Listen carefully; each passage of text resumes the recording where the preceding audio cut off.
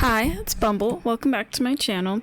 So, I haven't actually talked about a Wes Anderson movie in like 4 months. The reason I'm talking about one now, and it's this one, is I saw this movie, The Phoenician Scheme. I'd seen it before. I watched it with my dad when it originally was on streaming, and then I saw it's on Prime. It like popped up in my recommendations or whatever. I don't know if that's where it was like originally on, and I didn't make a review of it the first time. I feel like with some Wes Anderson movies, I have to just watch them multiple times to be able to kind of get them, or sometimes I don't really like them the first time.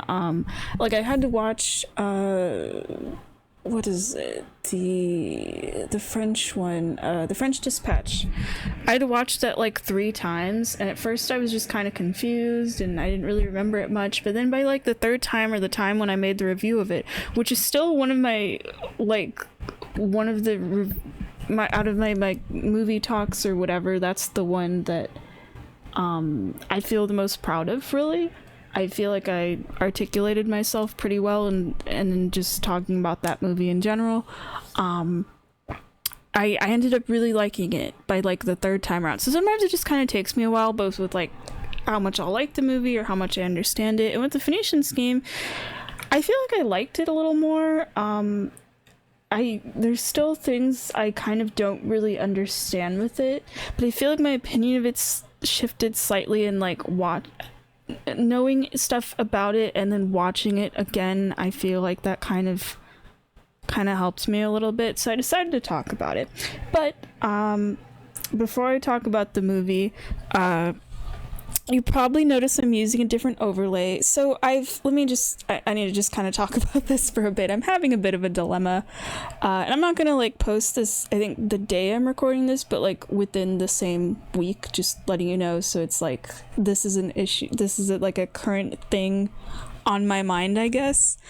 So for the past like year or so, I've wanted to like kind of rebrand the channel and stuff. I feel like because it's like the cloud mouse I picked as like, it was just something I made, and I wanted to try like, what if I used a physical object as like a PNG tuber thing, as like a PNG, which I really like the way it moves, like with the little mouse. Like you can actually see like the material for the ears and stuff, and you can tell it's like a physical object and stuff. I feel it gives almost like a little bit of like a stop motion sort of, the way it kind of moves a little bit. And I think using a physical object as like a PNG for the PNG tuber thing is cool. I would like totally do that again. I just couldn't think of what I wanted. I thought like, what if I did like clay? What if I did like a claymation type of thing, or paint or something? Because I'm thinking of buying like a ton of clay. But I couldn't decide on a mascot. I think that was like my main thing, because I wanted the mascot, the channel name, and like the overlay theme. I wanted like sort of more of a theme, because like I sort of have one right now, a little bit of like, the mouse is like very cloud-like, it's like fluffy, and then my backgrounds and overlay and everything, the like color scheme of the channel is like orange, and sort of it's supposed to be like a sunset sort of cloud-like, so it's like this little cloud mouse in the sky is what I'm going for. I know the Bumblebee name doesn't match, it's just that's the name I used for like my other channel, and I use for other things, and I refer to myself as Bumble, I guess because that's like a habit, to the point where like real people I know also refer to me as Bumble. So I kind of just got attached to being Bumble, and I thought if I changed the channel name, I don't know, maybe it'd be like harder to find or something, because I've had at least one person who had seen one of my videos on this newer channel and commented and say, hey, I think it was for one of the Tomodachi Life ones, and said, hey, I remember like your other channel and stuff. Like that's why I originally decided, yeah, I'll just be Bumblebee Gnome again. So it's because I had like a decent amount of subscribers actually, so I thought, oh, my other one, it got deleted, I didn't want that they'd be able to like find me again. I don't know if anyone else ever found me again. But no, I've had this thought. So it's like, I am fine with what I currently have, and I do actually like the cloud mouse. I think I just want something different. I kind of just, because I didn't really pick the name Bumblebee Gnome either. That was actually, my brother's given me a lot of nicknames since childhood. I feel like a lot of them are just kind of weird and don't really mean anything. The Bumblebee gnome one, I know what the Bumblebee part is from, but the gnome one, I honestly don't remember. I got that nickname from him like years ago, and I told him I'm gonna have a YouTube channel, and that was years ago, and he's like, you could have that as like a name or something. So that's why I did that. The funny thing is, like, my brother, like, sometimes I talk about the YouTube channel with him, and he's actually wanting to start a YouTube channel too, so he's been having me when I visit him, like, help him set up OBS, and we were chatting, and he was like, hey, you have to, like, teach me how to actually record and stuff. So it's kind of cool. I get to help him with that stuff. But yeah, sorry, I'm getting a little off topic. So yeah, I wanted a different theme. I was trying to, and I will talk about the movie, I promise. I wanted a different theme. I wanted like a different mascot. I just wanted to be able to kind of pick everything for myself was the main thing I wanted. And I wanted everything to kind of go together. And I could not think of a mascot. That's been the main thing for me for the past like year. I mean, I'm still not 100% sure if I'm going to go with like a space theme and stuff. You can tell it's like a space theme. I actually just made this overlay like yesterday, actually. But I was thinking of an alien because I don't know, I feel like the way I talk about movies and games in here, but especially the movies, I'm not doing like proper movie reviews or anything where I talk about I don't know, like how it's made or the actors or whatever. I kind of mostly, I can't call them reviews because it's literally just, hey, here's my thoughts. It's mostly like, here's what I like, here's what I didn't like. I kind of just ramble forever. I feel like it's not really reviewed, and that's okay. That's what I want. That's what I'm comfortable with and what I do. I'm fine with my format, because even if I like rebrand or whatever, the content itself will not change. And I was thinking about like aliens and stuff, because I talk a lot about movies and things that I'm like watching for the first time, and I thought that sounds kind of funny of like if I was an alien that is experiencing all of these like Earth things for the first time. But I don't know, I was thinking about that and the way I talk about stuff in this channel, and it felt like kind of similar enough, because I originally wanted like some kind of technology theme anyway, because I don't know, it's like I'm talking to you through YouTube on the other side of your screen. I'm not like real, in a sense. But yeah, and plus I thought the alien thing would be fun. Like, people on here have like commented like, oh, you have a really like cute voice, Bumble. So I wanted like kind of a little bit of like a cutesy-ish mascot as well. And the direction I wanted to go with the technology theme and the potential mascot ideas I had, I feel like wouldn't have fit with that. And I am like very bubbly and stuff on here. I get like excited about things and I ramble and whatever. So I'm thinking of an alien. I want kind of more of like a generic alien design though. I feel like that kind of fits more with me, because my problem with making potential mascots, I've like been doing all these doodles and stuff, and even just drawings on my phone, is that if I make them too detailed or something I really like or whatever, a lot of them turn out in my head to being like, oh, OC ideas, rather than like, this is a little mascot that's gonna like represent me in here. That's what I kind of like with the mouse, actually, is like, I don't think of that when I look at this mouse. I'm like, yeah, this is just like my little YouTube it feels more like an avatar than like something detailed enough in my head of like, oh, this is like becoming a character. So I'm still working on the alien design. I'm keeping it like really, really simple is what I'm thinking. I'm thinking just like, actually my little inspiration a bit, I don't think I have it anymore, but I went to a friend's party when I was in like high school or something, and there was like a little goodie bag, and there was like a little teeny tiny green alien, which is like pretty much what you think of for like a little green or gray alien, of like this little skinny creature with like a big head and the alien eyes or whatever. I think on the little figure it was like red though. It was like one of those little squishy toys, and I thought, yeah, that's kind of my vibe. And I wanted to have like a mouth too, because I like for PNG tubers when they have a mouth, you know, you have like the open and closed PNG. So I wanted it really simple like that, of like a little closed mouth and a little open mouth. I wanted it to feel like on the TVs in Animal Crossing, when the way the characters like open and close their mouth, there's like a specific one I'm thinking about. I wanted it to kind of just feel like that, where it just looks a little silly. I'm going for like a little silly of a vibe. Like it's not completely like that kind of alien. I'm adding, I think, kind of like other little details and stuff, and sort of star themed, whatever. It's still a work in progress. But I at least did this overlay, and I actually really like the design of it. I originally had it like kind of more flat, and then I thought the UFOs don't really feel like UFOs. They don't feel metallic. So then I was just messing around with like gradients and stuff, and it kind of turned out like this. I feel like it just fits for me because like I like the color scheme and everything.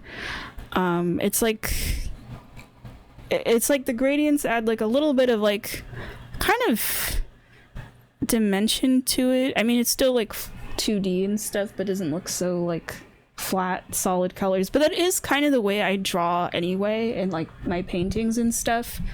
I don't really outline things. It's a lot of like kind of flat, it's like, and just like solid colors and stuff. So I didn't want to like kind of, I guess, draw it differently than how I usually do art. So yeah, anyway, I made this overlay. I really like this one. I still have like the more kind of flat version too, but I like how this came out. I feel like it's kind of cute. I mean, this one wasn't specifically designed for like talking about movies. I don't know if I'll make like a second one for movies, because I do like the idea of like the UFO and like the light coming out of it, like framing stuff. I mean, I feel like if I did one for movies, like all the movies are like the posters like this. I mean, this is the DVD. It was the only version of this poster I could find. They're like vertical, but I didn't want too many vertical things because I needed like the mascot and stuff. And I do kind of like the layout of like, here's the space for the mascot, here's the space for whatever I'm doing. I guess this one is more like suited for gaming, but I think I could still have the movie on there. It like stands out enough and stuff, even if the box behind it is too big. I think it's fine. Or maybe I'll make a different one. I don't know. But yeah, this is just, I wanted to test out how it looked in like an actual video and stuff. The problem is I can't like, I don't know if I can rebrand now. For most people, it's probably fine if like they change it up and that's just how the new videos go and whatever. My thing is I have pre-recorded so much. It's until like, I think November 2027. I'm currently recording a game at that point. And there's just so many videos, and a lot of them are movie ones. I mean, almost every video I'm like, hey, I'm Bumble, welcome back to my channel and stuff, which I'm fine with me personally being Bumble, even if the channel doesn't get called Bumblebee Gnome anymore. So, yeah, I don't, because the thing is, I have so many where it's like the Bumblebee Gnome kind of overlay with the name on it. So I feel like if I switch to this alien theme, I don't know if it would be weird. I mean, I purposely didn't put the name on it. I feel like it could work.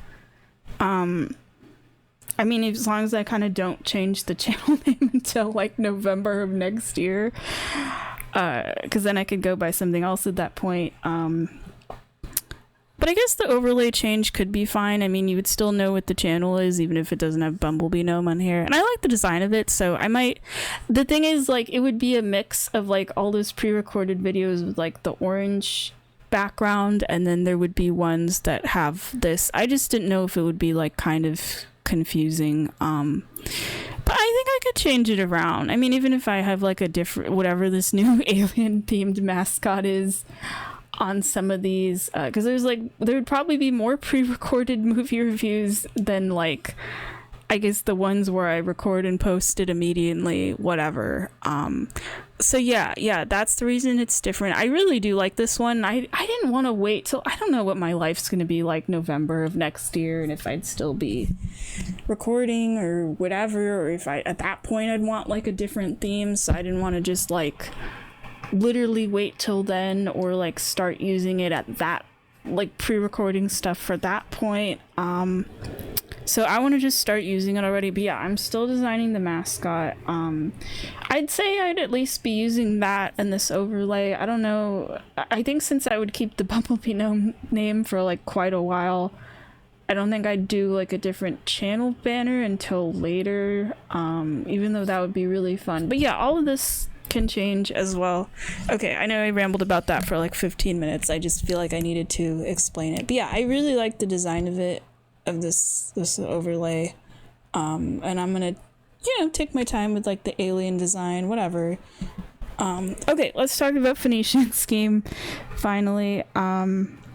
So this is a movie about an arms dealer, and he gets into a plane crash at the start of the movie. He does survive the plane crash, and then there's this like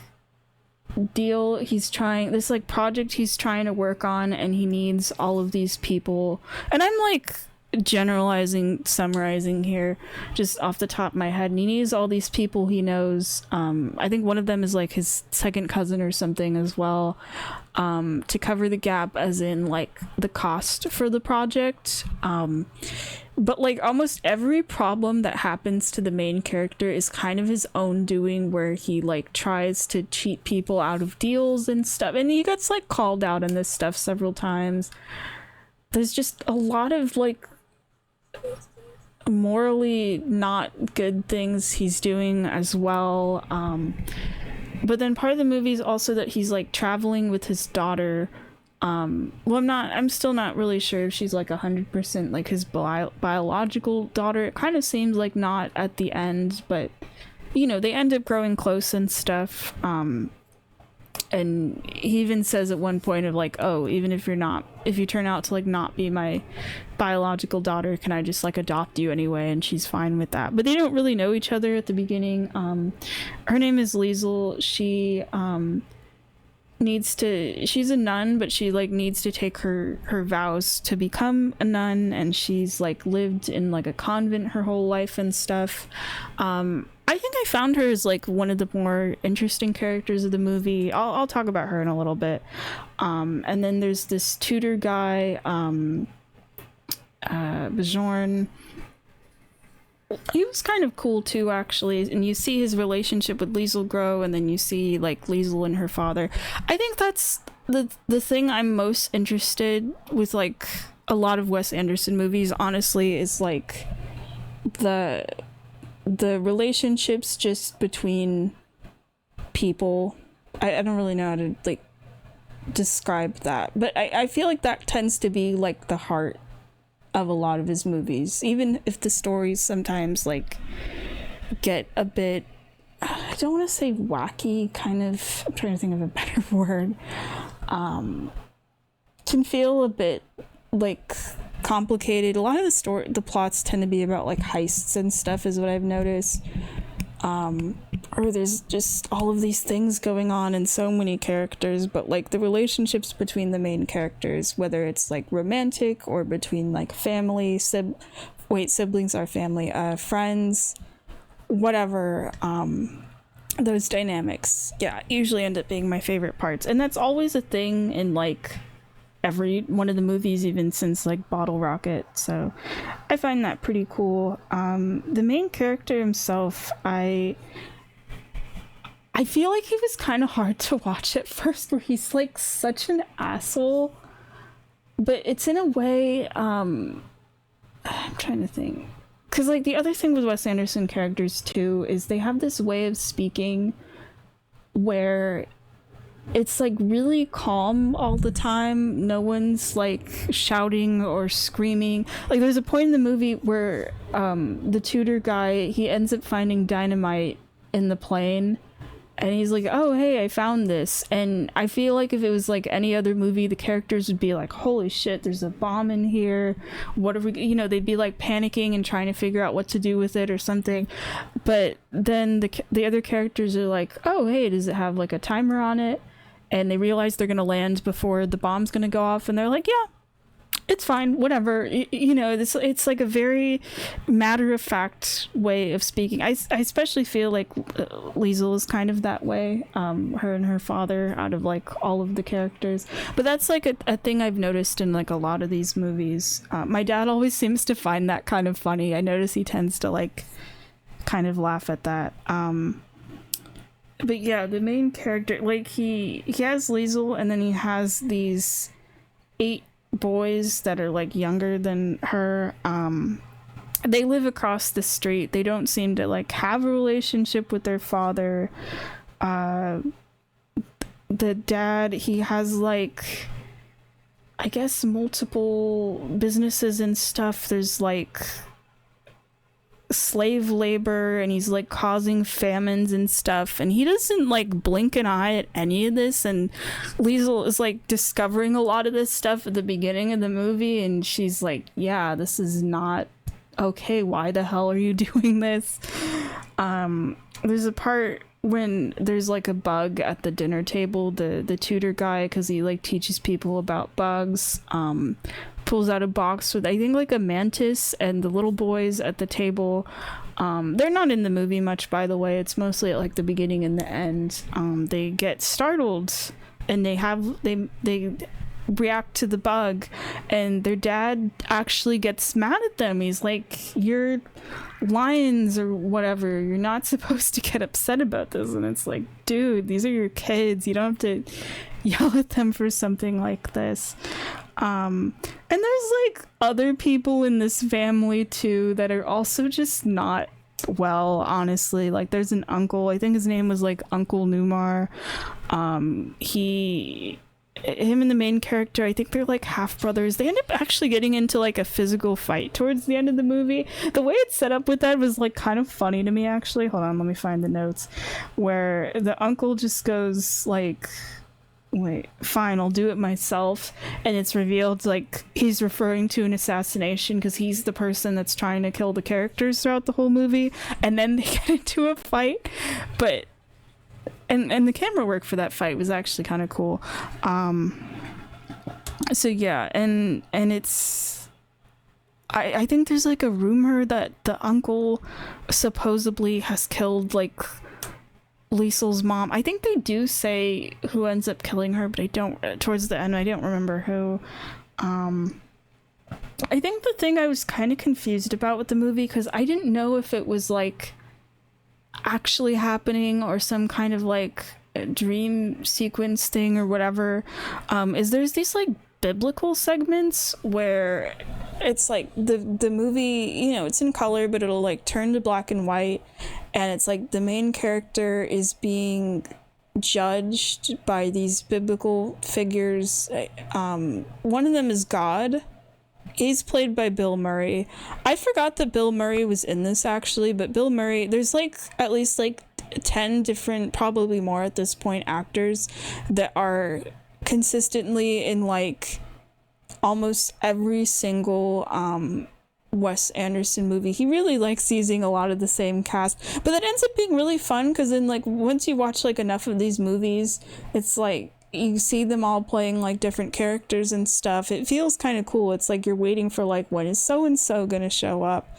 And like I think these movies started coming out in like the late 90s, I think. I know Bottle Rocket was the first one, so it was like a group of like specific people. I know it was definitely like the Wilson brothers, Bill Murray, there's like a whole bunch of others, and then gradually it's like they kind of, some of them stop being in the movies and they come back like way later, or it's like a different set of people. I think it's like a lot of actors kind of get introduced in these, in like the French Dispatch, and then they like keep showing up. Like I know that Jeffrey Wright is in this one.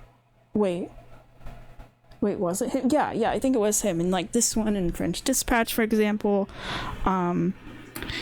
But yeah, I forgot that Bill Murray was in this, and he plays God. I feel like because he's probably been in these movies the longest, that sort of kind of fits in a way, but he has like a small role. I'm used to him having like a bigger role in these. But yeah, it's like the main character getting judged in these segments. I wasn't sure if those were like actually happening, or there's like a lot of assassination attempts on him in the movie. There's like 2 plane crashes as well. So I didn't, it kind of seemed with when these segments were happening, it was like he died and he got to go to heaven for a little bit, and then it's like, wait, no, he's actually alive. That's kind of what I was thinking, because of just the timing of these scenes and some of the dialogue. They kind of feel almost a little like cryptic. They do kind of feel like dream sequences a bit, where there's like characters that are telling him stuff. There's like a child version of his daughter, and at one point it's her or another character that says like, oh, she's not your daughter, and then that gets like repeated later in the movie. I don't know if I'll need like a third watch of this, or if I'll just need to like, I don't know, sometimes I just go on a website, I like Google like so and so movie explained, and that kind of helps me at least a little bit. But I mean, I'm also someone that like easily misses stuff in movies too, so some of the stuff I'm saying could just be like, oh, it was in the movie and you didn't notice Bumble, kind of a thing. William Dafoe's in this too. I think he's also in those biblical segments. I liked Bryan Cranston and Tom Hanks' characters. They're one of the people that like, that's the characters are trying to get to like pay the gap. They're like these 2 guys that are like co-workers. I don't remember what their business is. They both just have this like, their characters, this sort of like grumpy old men, not the movie Grumpy Old Men, but I'm just using that as like a descriptor. Kind of a look to their, I mean, I get that they're both like kind of old now, which still feels so weird to me, but their characters just have that kind of look to them that I found like kind of funny.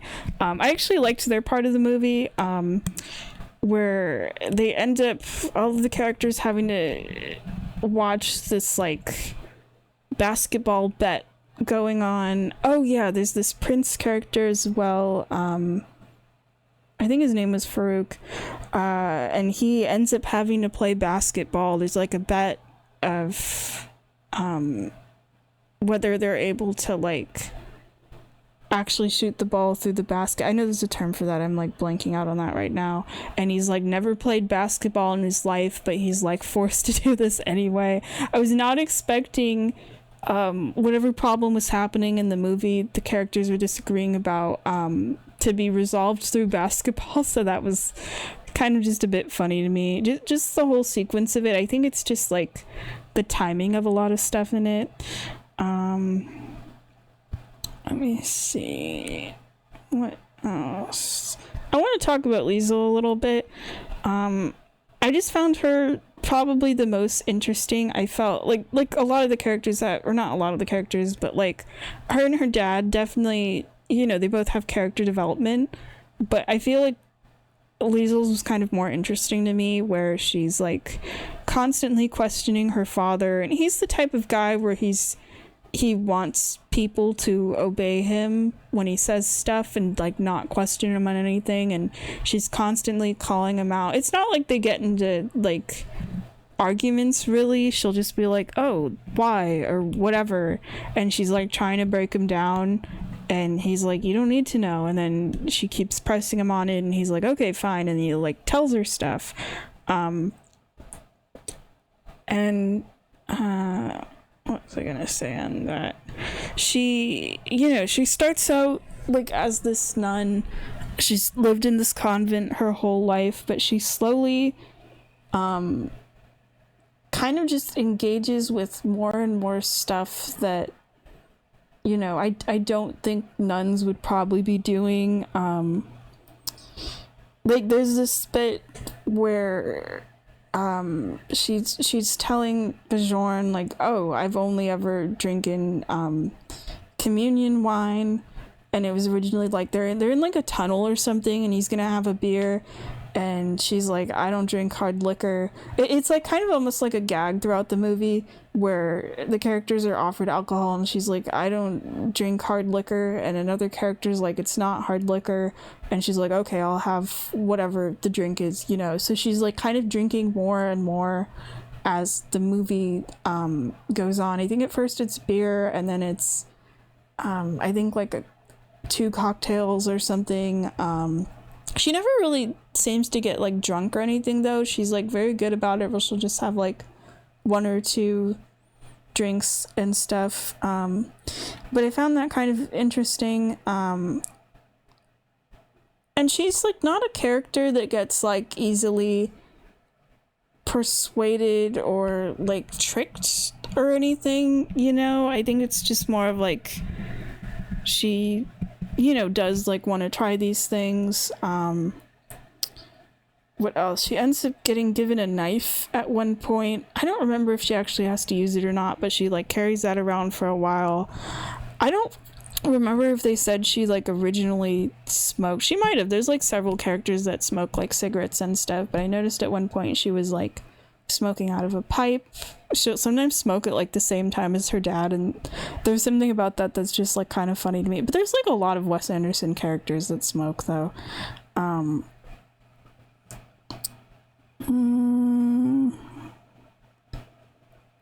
Let me see what else. Oh, okay, I actually don't have a ton of notes in this.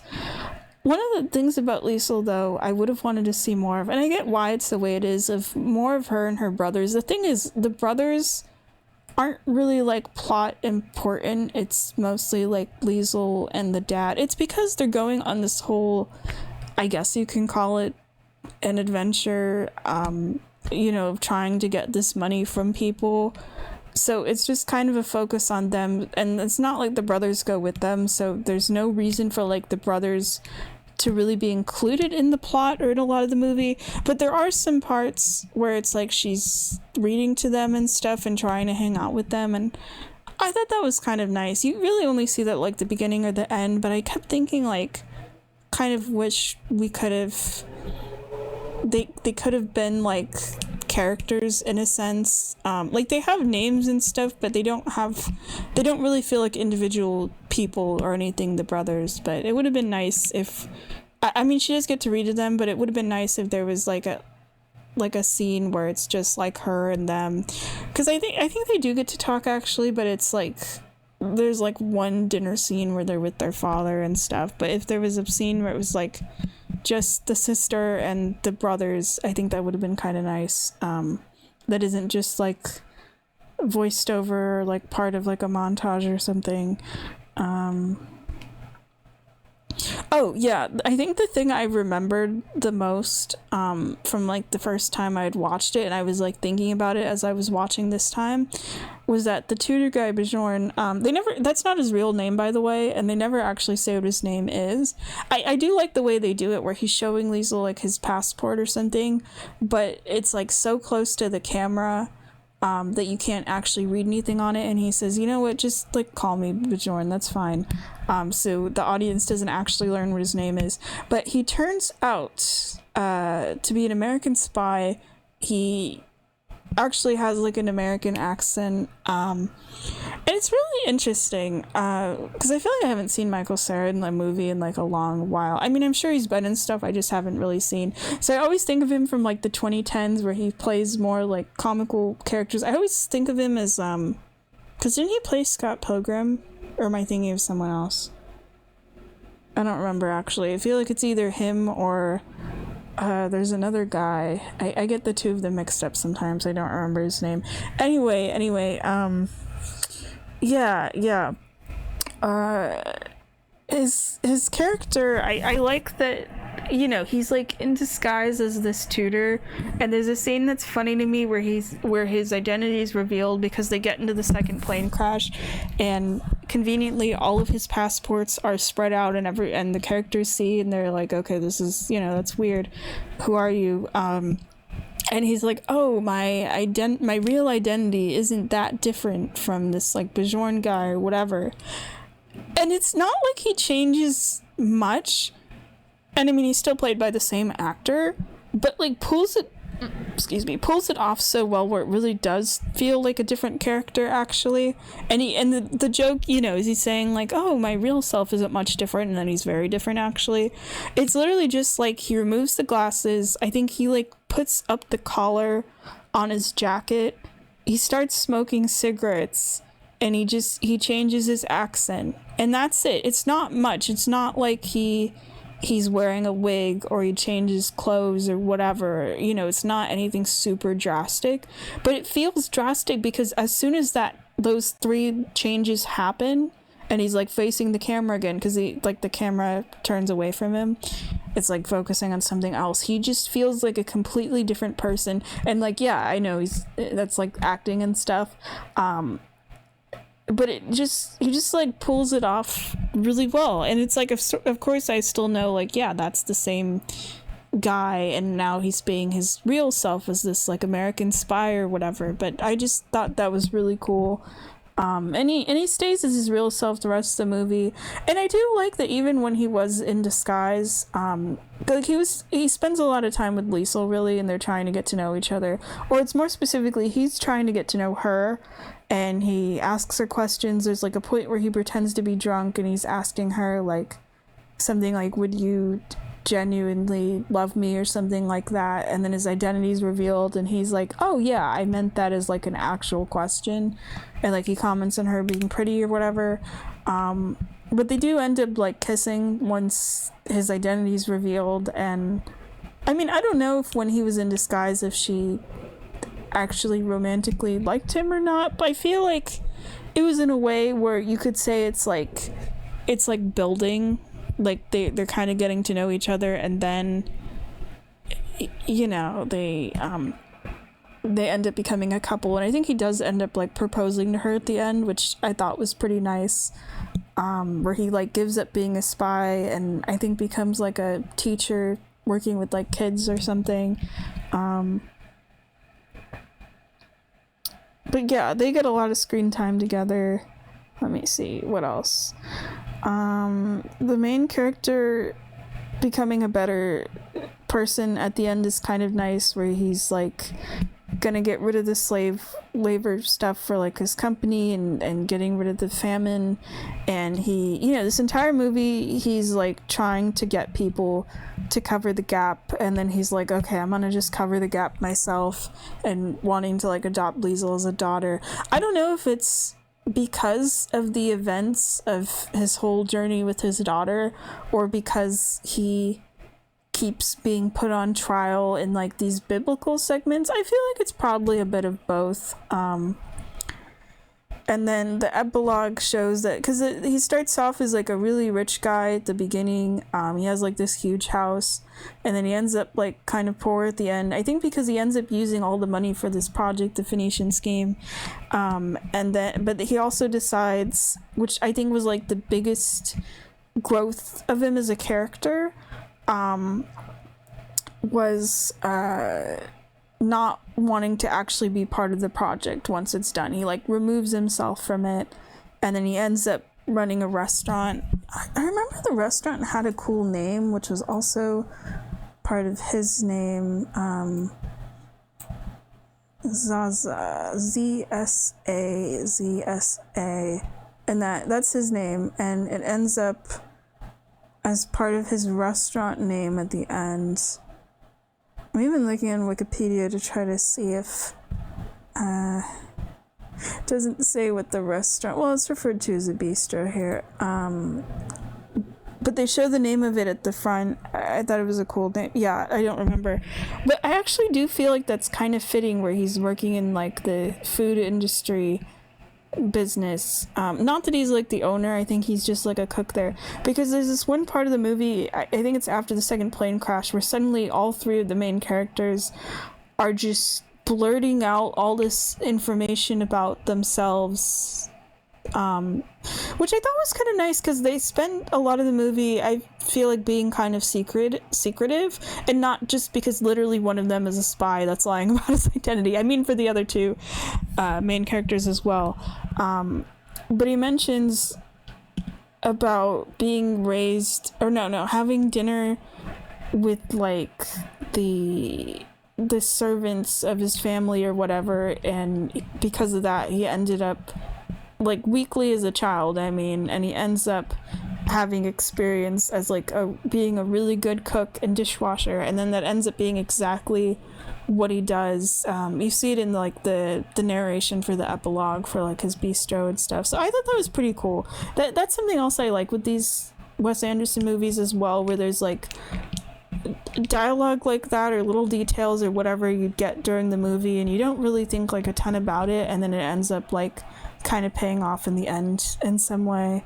I also noticed, and I didn't even think about it the first time I watched the movie, is that his hair ends up going completely white at the end, because he kind of has, you can see it in the poster, these like white streaks and stuff. I thought that was kind of interesting. That probably means something too. I don't know. But yeah, that's pretty much my thoughts on it. So I thought it had like a nice ending. It kind of reminded me, I mean, I don't think it's like for every Wes Anderson movie, but sometimes it's like the characters will end up in like a worse situation from when they started. But then people will end up in their new life is like kind of just better for them as people, in a sense, like kind of more of what they needed, not what they wanted, or that characters will end up like closer to each other because of the adventure, everything. I was kind of thinking of like Fantastic Mr. Fox when I was saying that. I mean, they do end up in like a restaurant at the end, and not a restaurant, a grocery store or something, so they end up with a ton of food, but it's like they do also lose their houses, but then it's also that everyone's like living together, so it's kind of similar in a way. Oh yeah, the credits were kind of cool.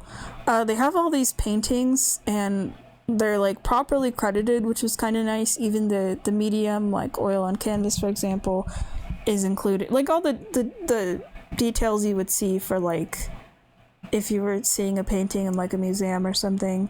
I'm not sure what the paintings were supposed to be referring to. I mean, there's a lot of paintings in like Wes Anderson movies, but there's like a huge variety of them that are just in the credits. And then there's this like religious choir music that's like playing in the background, and I thought it felt really fitting. I didn't know what the song was. It kind of sounded like something I would hear around like Christmas time. Maybe it's a song I've heard before, but I thought it was kind of fitting for like not just ending the movie, and I feel like kind of going along with that thing I said of like the ending where the characters kind of have these like different lives, but also because, you know, there's the whole religious theming of there's like literally these biblical segments. The main character like gets to meet God and stuff, the whole thing with like Liesl being a nun. So I feel like the music kind of fits because of that. But yeah, the paintings, I feel like I'm gonna have to Google about that because I'm not sure why those specific ones were chosen. Okay, well that's like pretty much my thoughts on this. I feel like compared with some of the other Wes Anderson movies I rewatched, like I think French Dispatch is still the one where I had the most different opinions on it between watches and stuff. This one, I feel like it changed a little bit. I've never actually ranked these movies. I mean, in my head, I know like which ones are some of my favorites and stuff.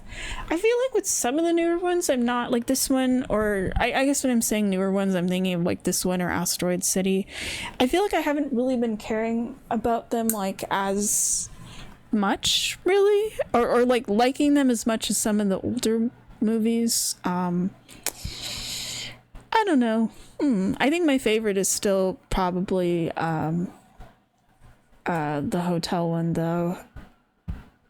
This one, I don't really know my thoughts on it. I don't think I need to like see it again, but I did like it more than like the first time I watched it, so I guess that's good. I feel like Asteroid City is probably what I need to rewatch. The funny thing is, I can't remember if I did a review on it. It might be, because the way I always find out is like I check, let me actually check that right now so I can tell you, because keep in mind, at least I'm assuming, because I've been trying to, my movie review playlist, the one that's called Movie Reviews My Thoughts, which I see has 11 views in here. That's pretty nice. Assuming that I've been like actually remembering to put in every movie I see in here that I talk about, because sometimes I forget and then I get on my computer and I start putting a bunch in, so I do update that regularly.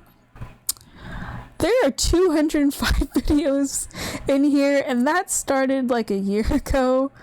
So it's a lot. So I don't remember every single thing I watch in here. I mean, I also have a letterbox, and there's like, I watch more movies than I actually make sure to talk about on this channel. Like I put like every movie I see in there, you know, within like starting that, compared to on this channel, there's only like specific movies I talk about, because there's a point where I started talking about Wes Anderson movies. I started with Moonrise Kingdom, The Hotel One, Darjeeling Limited, Bottle Rocket, Royal Tenenbaums, and I was really trying to get through it. Life Aquatic, I think because my dad wanted to watch a bunch of them. Yeah, French Dispatch, and then it was eventually Rushmore and Fantastic Mr. Fox. Oh, because I was finding these on DVD. Yeah, like swap meets and stuff. Yeah, and I thought Fantastic Mr. Fox was going to be my final one in here. Okay, so I guess I didn't talk about Asteroid City. I think the reason why wasn't anything with the movie itself. I think it was just, it's on Peacock. I think I had Peacock when it like originally came out, so I watched it, and now I don't have Peacock, so I can't watch it again. I don't think I'd buy it on DVD, but if it ends up on something else at some point, or whatever, somewhere else, maybe I'll give it another go. I'd like to. I remember that when it was like these people that live in like this desert town or something, but then they end up meeting an alien, so it's like still has like the fantastical elements, which is kind of cool. Yeah, I don't know which other ones I'm gonna watch. Okay, I don't feel like talking anymore. That's like pretty much my thoughts on Phoenician Scheme anyway, but I'm glad I gave it another chance, because I feel like I need at least 2 viewings for a lot of these movies.